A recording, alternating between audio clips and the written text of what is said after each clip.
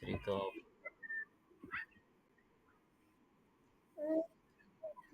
Ya, ya. Bapak mulai dulu ya. Karena kemungkinan Kamis Jumat itu ndak ketemu, jadi kemungkinan dari meet aja kita nganunya gitu ya. Besok mungkin bahas tentang ini apa sampean ngomong-ngomong di depan orang banyak gitu loh. Biar tahu cakap mana gimana. Kalian dengar aja ya. Nanti saya. Jadi ya ah, kita kita pengenalan dulu tentang sudut pandang. Kalian kan paham nggak? Ada yang pernah mengenal nggak? Ada di dalam fotografi itu kan ada yang namanya sudut pandang fotografi ya. Jadi kalian bisa lihat ada di layar. Nah, jadi di sana kan ada 5 jenis angle dalam fotografi. Angle itu bukan malaikat Jolin tuh. Angle itu sudut pandang ya. Kalian sambil makan enggak apa-apa. Hah? Apa?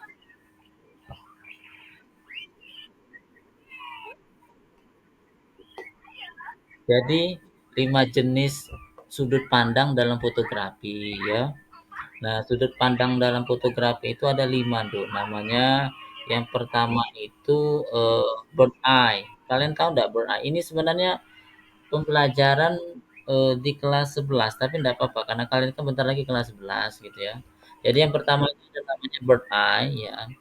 Bird eye itu kan kalian tahu kan, bird itu tahu kan? Nah, bird.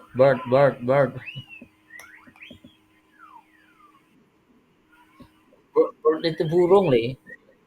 Manuk, Le.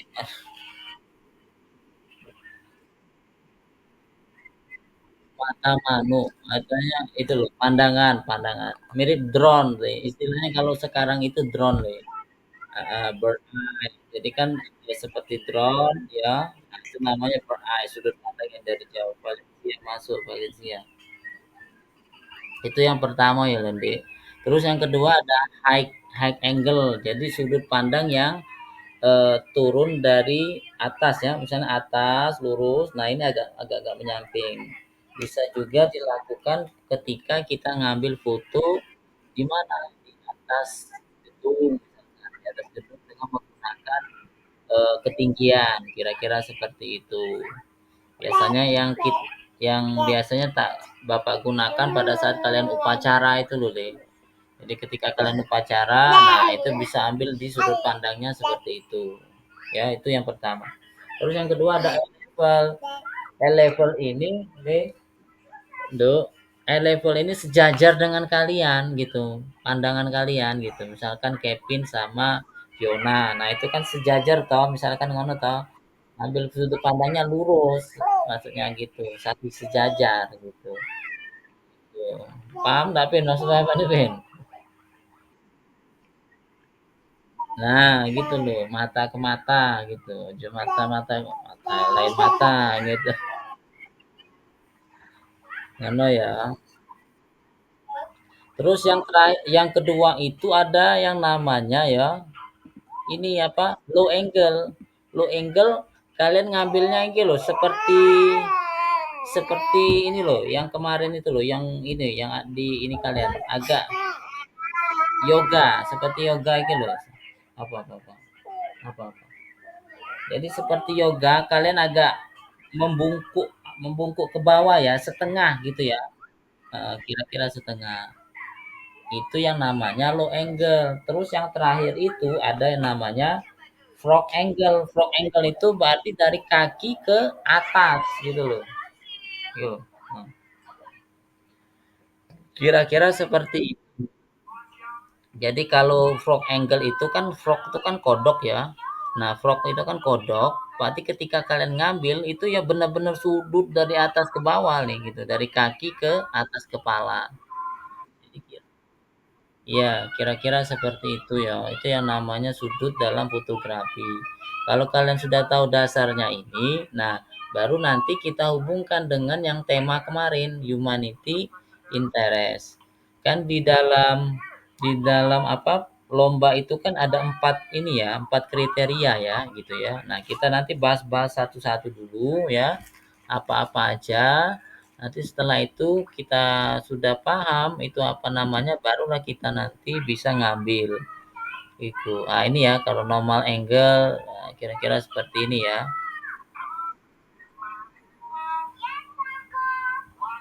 Nah, ini yang kemarin Bapak cari tahu ya tentang yang namanya 4 tema yang ada di lomba itu. Itu kan yang pertama ada komposisi, pencahayaan, momentum dengan kesesuaian ya. Jadi, waduh, permen siapa? Jadi ini komposisi ya. Jadi yang dimaksud dengan komposisi itu Le ya. Eh ini loh Le nomor 2. Komposisi yaitu pengambilan foto ya sederhana dapat diartikan sebagai cara penataan elemen-elemen dalam gambar atau image. Elemen ini mencakup garis, bentuk, warna, serta sisi terang dan gelap.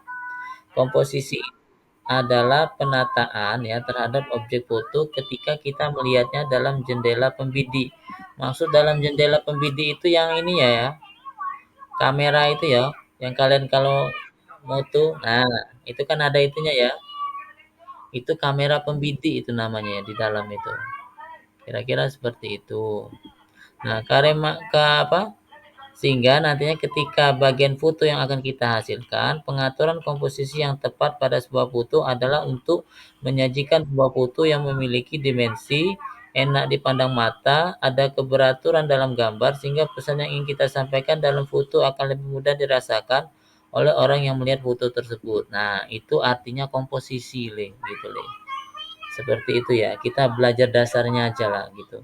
Biar kalian paham temanya itu opo-opo ya. Itu yang dimaksud dengan komposisi. Terus yang kedua, itu kan pencahayaan toh ya.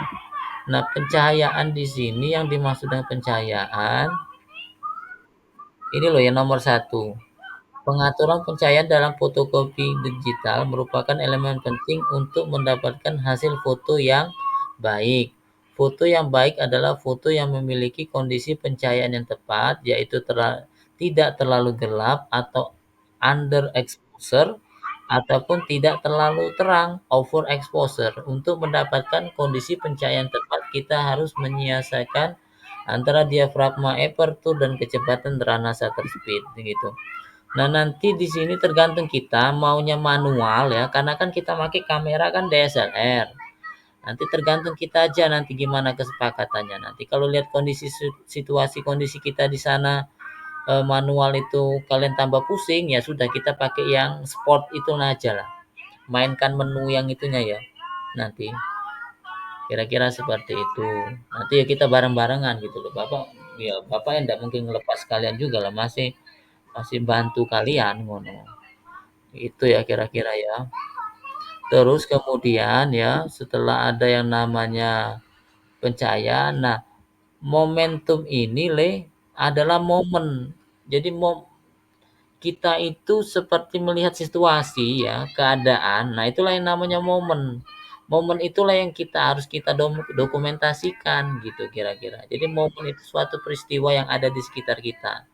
Nanti kamu ngelihat apa yang ada di sekitar situ. Jadi kamu tuh apa ya seperti agak peka lah gitu. Bukan peka ya. Kalau peka kan enggak dengar gitu ya.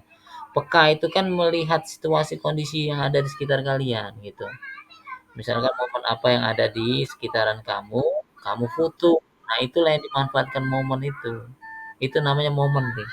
Jadi kita bahas tentang tema ini ya. Jadi momen itu adalah peristiwa yang ada di sekitar kalian sehingga kalian bisa mendokumentasikan kegiatannya mereka. Kira-kira seperti itu ya. Terus terakhir itu ada apa ya? Kesesuaian. Kesesuaian ini lebih kepada sudut angle-nya, Le. Mana yang bisa kalian ambil gitu, Le. Gitu ya. Sudut angle-nya. Jadi kesesuaian. Misalkan foto orang nyebrang gitu ya. Kira-kira kan sudut pandang mana yang kita ambil gitu kan. Nggak mungkin kan kita harusnya dari atas. Masa kita mau naik pucuk pohon gitu kan nggak mungkin gitu kan. Yang pasti kan sudut pandang kita kan oh ini kan bisa dari apa level tadi gitu. Jaga bisa juga nyamping bisa juga dari bawah ke atas. Nah, kira-kira seperti itu. Di samping kita memanfaatkan momentum itu, ada nilai-nilai kesesuaian juga. Ini siapa nih dengarkan lagu? Nah, kira-kira seperti itu ya, Leta ya. Oke, kalian paham tentang ini aja kok, 4 elemen ini. Jadi dia nih, jadi ada keempat tema ini ternyata ketika Bapak baca-baca ada keterikatan gitu. Dan ternyata eh, keempat elemen yang ditemakan ini memang fungsinya ya memang pembelajaran fotografi gitu loh. Harusnya kita satu langkah lebih dari orang lain gitu. Karena kita kan memang basicnya memang DKP gitu. Kira-kira seperti itu Lendo. Jadi keempat elemen itu sama sudut angle ini saling berhubungan gitu ya. Mulai dari pencahayaan, momen apa yang kita dapatkan nanti di sana ya. Kemudian nanti pencahayaannya jangan lupa nanti apa-apa aja nanti yang kita lihat gitu. Kalian kan masih belum, maksudnya enggak familiar ya dengan yang namanya itu tadi ya, mirrorless ya. Tetap kita bawa aja ya. Jadi ada dua untuk persiapan siaga. Kemudian nanti Bapak bawa laptop satu, takutnya mereka ya besok itu kan nyimpen foto kalian itu menggunakan drink apa ya drink lagi link drive berarti berarti kalau Bapak lihat foto kalian itu nanti dilepas di memory cardnya apa kamera kemudian dimasukkan ke laptop nanti baru dimasukkan ke drive itu. Itu yang Bapak ini tangkap dari yang panitia ngomong. Kira-kira seperti itu nanti ininya. Jadi jangan di sana nanti kita ndak tahu apa-apa ya gitu ya. Setidaknya dasar dari pembelajaran kita sehari sama besok itu ya mudah-mudahan lah bisa setidaknya kita sudah berusaha semaksimal mungkin gitu.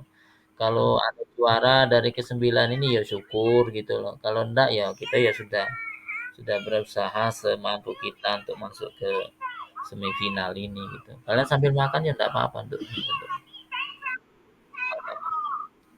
Nah, nah ini kan contoh-contohnya ya, Le. Nah, memang kalau dari sudut pandang yang kita lihat kan wajah-wajah mereka ini kan memang tidak tampak ya. Istilahnya tuh memang alami ya kita mutus. Maling-maling misalkan Kevin, Mutu, Fiona. Fiona kan enggak kelihatan gitu ya. Memang berarti kan memang Kevin itu mutu maling-maling gitu loh. Tapi alami, natural gitu loh, Le. Enaknya gitu. Nah, mungkin kira-kira seperti itu ya. Jadi Bapak tegaskan di sini lagi ya, yang dimaksud dengan fotografi human interest yaitu jenis fotografi yang menampilkan sisi kemanusiaan dari pengalaman personal fotografinya. Fotografi ini menyampaikan pesan emosi yang ada. Jadi jenis fotografi ini berkaitan dengan interaksi manusia dengan lingkungan sekitar. Nah, mungkin ini jadi maksudnya nanti. Tidak akan jauh beda nanti apa itu yang kita lakukan di sana nanti intinya nanti seperti ini Le. Kira-kira seperti itu Bapak nangkap dari yang mereka mau. Kira-kira seperti itu ya nanti ya. Jangan sampai nanti kita di sana tidak tahu apa-apa, gitu kita tidak tahu dasarnya, nah setidaknya kita paham gitu ya. Nah ini contoh komposisi Le. Komposisi itu ya gini ya Le. Nah, kira-kira. Jadi kita mainkan garis line. Kalian pernah nggak garis imagine yang ada di kamera foto yang pernah kita bahas sebelumnya? Nah, itu ternyata ya, ternyata foto garis line itu membantu kita untuk menyeimbangkan foto tersebut nih gitu nih. Lingkupnya itu seperti itu. Jadi kan foto ini kan ini posisinya di sini. Tengah-tengah sejajar, apakah di bawah juga sama ndak gitu. Ini ada pencahayaannya toh, gelap terangnya ada di situ. Nah, ternyata fungsinya itu seperti itu, Le, gitu, Le. Bapak juga baru belajar ya, misalnya baru baru mengulang lagi pembelajaran-pembelajaran seperti ini gitu. Oh ya, seperti ini terlupa gitu. Tinggal bagaimana caranya meneruskan materi ini ke kalian gitu, menangkapnya gimana. Karena kan daya tangkap kita kan berbeda-beda, kira-kira seperti itu ya. Kira-kira seperti itu. ikut lagi yang terakhir. Nah, kalau ini pencahayaan itu ya. Kira-kira seperti inilah pencahayaan yang pernah kita bahas. Jadi pencahayaan atau lighting adalah unsur utama dalam dunia fotografi. Tanpa cahaya maka fotografi tidak akan pernah ada karena cahaya dapat menciptakan karakter pada sebuah foto. Dengan cahaya dapat menentukan apakah sebuah foto benar atau tidak. Ya, kalau kita tanpa cahaya kan mungkin takutnya salah foto gitu ya lagi. Foto Felicia ternyata bapaknya yang dipoto. Nah, kan kira-kira gitu. Takutnya gitu nih. Kira-kira gitu ya. Paham ya? Jadi kalau kita ada cahaya, "Mas, dengerin Mas, sampean tuh Mas," gitu ya. Kalau dengerin itu mhm, kira-kira gitu, ya. Cahaya. Nah, ini momen tadi, Le. Jadi kita manfaatkan momen. Misalkan di sana ada orang sedang berjalan beribadah gitu. Nah, mereka yang sedang berjalan itu kan inilah yang saatnya kita manfaatkan momen itu, Le. Jadi jadi kita harus memang benar-benar pintar melihat momen yang ada di sekitar kita gitu. Peluang apa yang nanti kita bisa foto gitu. Nah, gitu. Kira-kira seperti itu ya. Jadi momentum itu adalah sesuatu yang bisa kita lihat ataupun peristiwa kejadian yang ada di sekitar kita ataupun lingkungan. Jadi gitu. Dari kemarin kan Bapak cari informasi yang tentang poin-poin kalian itu loh, gitu. Terus mencocokkan dengan foto-foto yang sudah kalian upload gitu. Ada yang paling tertinggi itu SMK mana ya? SMK Blitar atau Kediri ya yang Jombang kalau enggak salah. Dia lebih besar juga 170 ke atas. Ternyata memang ada momen yang mereka tangkap gitu. Nah, kita ini mungkin kurang momen atau kurang komposisi. Tapi rata-rata kan di 37 sampai 40 ya rata-rata poin yang kita dapatkan dari 9 9 orang 9 ini gitu. Ah ya menurut Bapak ya sudah alhamdulillah gitu. Itu aja kok. Jadi ada peristiwa-peristiwa yang mungkin ya dari sini kita perbaiki, kita pelajar bersama ya. Yang penting kita berusaha dulu aja gitu. Ya.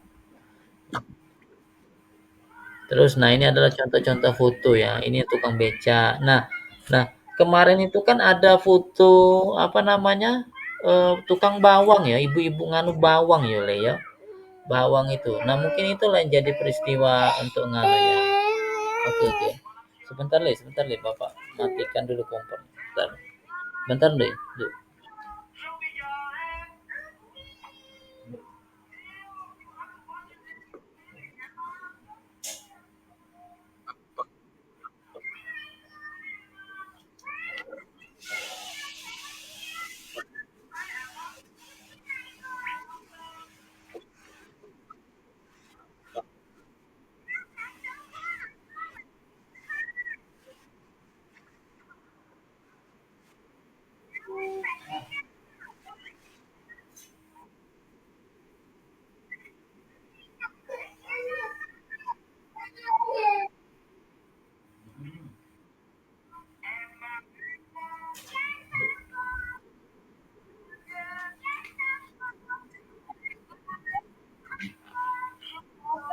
Nah, kira-kira seperti itu ya.